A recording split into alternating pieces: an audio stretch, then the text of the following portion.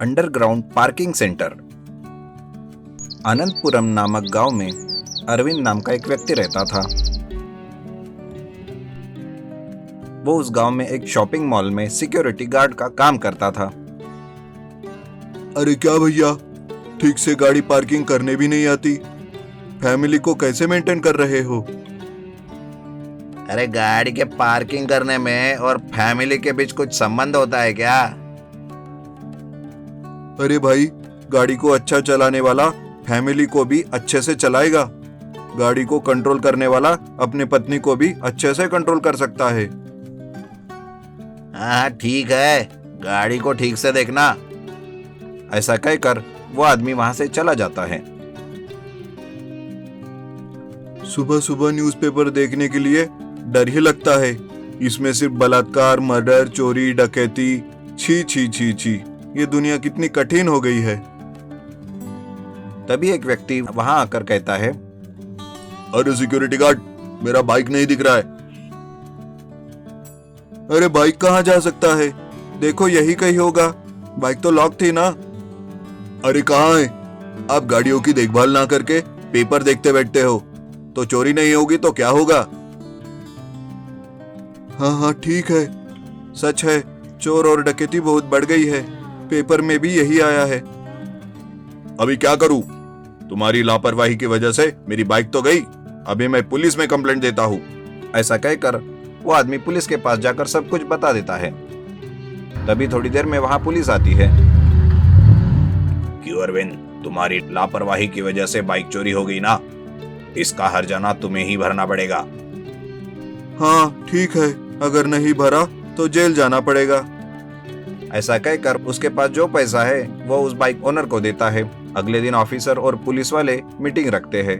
शहर में बहुत ज्यादा चोरियां हो रही है, इसलिए अच्छा सा पार्किंग सेंटर बनाना चाहिए। इसलिए कोई भी टेंडर दे सकता है, कहकर अनाउंस करते हैं। जब मीटिंग में आए लोगों में से एक व्यक्ति कहता है, देखिए भाई, सिटी के बाहर खाली जगह में अगर पार्किंग सेंटर बनाएंगे तो बहुत अच्छा हो जाएगा। सिटी के बाहर अगर पार्किंग प्लेस बनाएंगे तो वहां से सिटी के अंदर आने के लिए बहुत दूर हो जाएगा। ये थोड़ा मुश्किल है। तभी अरविंद कहता है, सर मेरे पास एक आइडिया है, क्या आप सुनना चाहेंगे? हाँ हाँ, आइडिया बताओ अरविंद, फिर हम लोग बताएंगे अच्छा ही या बुरा। हमारे पास पार्किंग सेंटर के लिए जगह नहीं है। अगर हम सिटी के बाहर पार्किंग सेंटर बनाएंगे तो लोगों को दिक्कतें होंगी। इसलिए हम अंडरग्राउंड पार्किंग सेंटर बनाएंगे तो चोरों की भी छुट्टी हो जाएगी और जगह का भी मसला नहीं होगा। ये सब बातें सुनकर एक अधिकारी कहता है, अरविंद की बहुत आलोचना हुई है, लेकिन उसका अच्छा सुझाव है, हम यही करेंगे। इस तरह अंडरग्राउंड पार्किंग सेंटर का टेंडर अरविंद को ही देते हैं। जब अरविंद टेंडर के लिए रुपए अधिकारियों के पास जमा कर देता है, फिर अगले दिन अरविंद अंडरग्राउंड पार्किंग सेंटर का निर्माण प्रारंभ करता है। जेसीबी के द्वारा निर्माण को पूरा करके अंडरग्राउंड पार्किंग के लिए अच्छा सा सेंटर बनाता है। तब से सारे वाहन अंडरग्राउंड पार्किंग में ही रखते हुए अच्छे से पैसा कमाकर वो अपना जीवन बिताते रहता है। एक दिन अंडरग्राउंड पार्किंग सेंटर में एक चोर आता है और गाड़ियां चुराने का प्रयत्न करता है। यह बात जानकर अरविंद पुलिस को खबर देता है। इतने में पुलिस अंडरग्राउंड पार्किंग सेंटर के पास आती है। अंडरग्राउंड पार्किंग सेंटर में इस तरह चोरियां करना अभी छोड़ दो, आप लोग हमसे बचकर नहीं जा सकते। तभी दूसरा पुलिस वाला कहता है, बेकार में इतना भागो मत, हमसे बच नहीं पाओगे। कोई सोने का पदक नहीं मिलने वाला। जेल में तो तुम्हें लोहे की कड़ियां गिनना होगा। ऐसा कहकर पुलिस उन्हें पकड़ लेती है। इससे पहले बाइक की चोरी भी इन्होंने ही किया, ये बात भी पता चल जाती है। चोरों को पकड़वाने के लिए अरविंद को पुलिस इनाम भी देती है।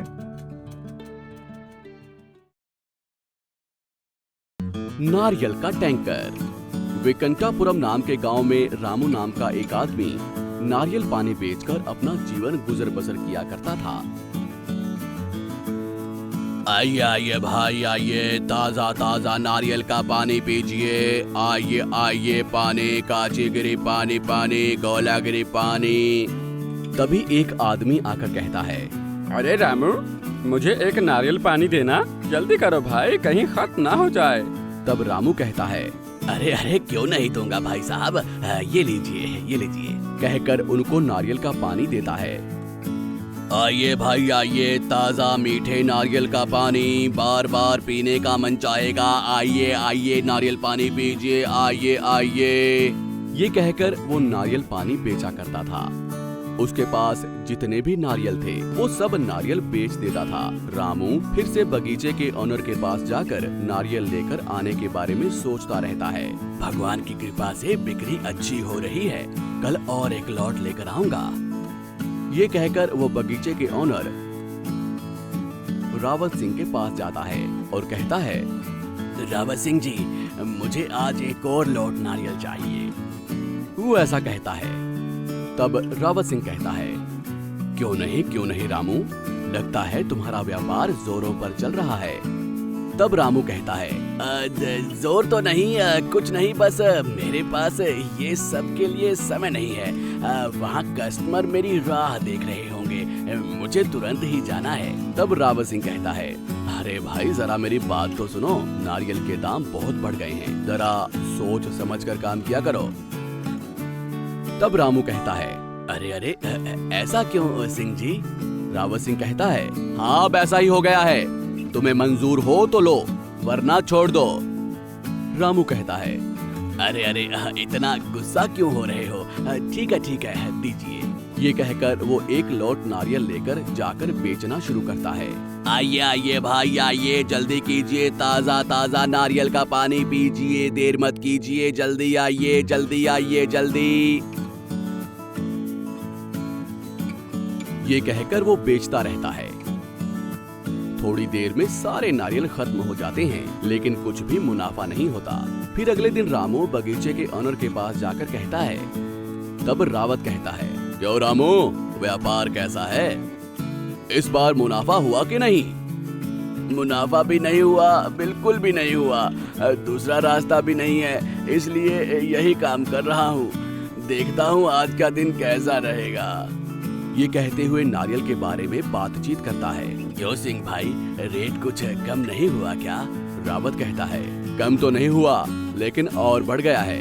रामू कहता है, हाँ जरा मुझ पर दया करो और रेट कम करो थोड़ा। रावत कहता है, रेट और बढ़ेगा, लेकिन कम नहीं हो सकता, पसंद है तो लो वरना छोड़ दो। रावत सिंह की बातें सुनकर रामू लौट आता है और अपने ठेले के पास बैठकर दुखी होकर घर भी नहीं जाता और घर वालों का पालन पोषण कैसे होगा यही सोचता रहता है। तभी एक स्वामी जी उस ओर आते हैं। रामू को दुखी देखकर स्वामी जी कहते हैं, क्या हुआ रामू, क्यों चिंतित हो? तब रामू कहता है, स्वामी जी, मैं नारियल पानी का व्यापार करता हूँ, रेट ज्यादा बढ़ने के कारण मेरा जीवन चलना मुश्किल हो गया है। स्वामी जी कहते हैं, चिंता ना करो बेटा, मैं तुम्हारी सहायता करूंगा। मैं तुम्हें एक नारियल दूंगा जिसका पानी कभी खत्म नहीं होगा। ये कहकर अपनी महिमा से स्वामी जी एक कोकोनट टैंकर को प्रकट करके कहते हैं, देखो बेटा, टैंकर की सहायता से अपने परिवार का पालन पोषण करो।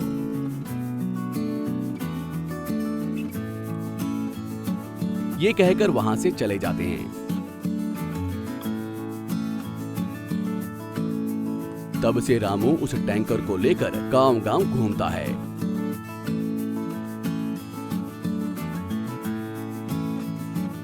और नारियल पानी बेचकर ज्यादा पैसे कमाता है। एक दिन वो अपने मन में सोचने लगता है, मैंने पैसा बहुत कमाया है, अभी मुझे और मेहनत करके पैसा कमाने की आवश्यकता नहीं है। यही सोचकर एक पेड़ के नीचे जाकर सो जाता है। तब वहां एक व्यक्ति आता है।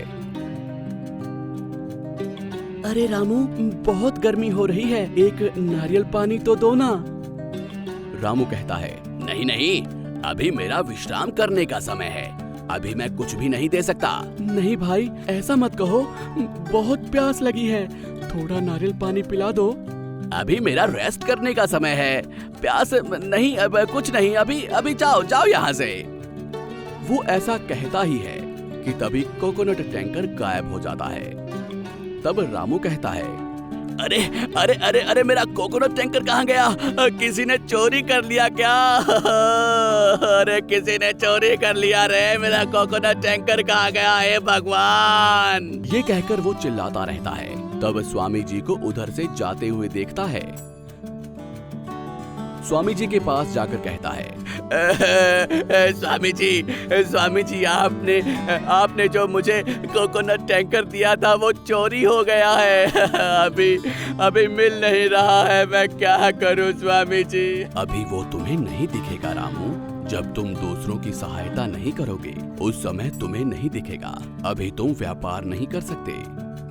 स्वामी जी की बातें सुनकर रामू कहता है, स्वामी जी मुझे क्षमा कर दीजिए स्वामी जी, मुझे माफ कर दीजिए स्वामी जी, मुझे माफ कर दीजिए। ये कहकर वो रोता रहता है। तब रामू को फिर से कोकोनट टैंकर दिखाई देता है। तब स्वामी जी कहते हैं, देखो बेटा, आगे से तुम अपने मन में घमंड और अहम को ना बड़ा होने देना, हमेशा दूसरों की सहायता करते रहना। ये कहकर वो गायब हो जाते हैं। उसके बाद रामू गांव-गांव घूमकर व्यापार करते हुए अपना जीवन खुशी-खुशी बिताता रहता है। ये कहानी हमें सिखाती है कि हमारे पास कितना भी धन क्यों ना आ जाए, फिर भी हमें जरूरतमंदों की और बेसहारों की सहायता करते रहना चाहिए। आपको हमारी ये कहानी कैसी लगी हमें कमेंट बॉक्स में जरूर बताएं। और यदि आप ऐसी ही और भी कहानियां सुनना चाहते हैं तो हमारे चैनल को सब्सक्राइब करना ना भूलें। शुक्रिया।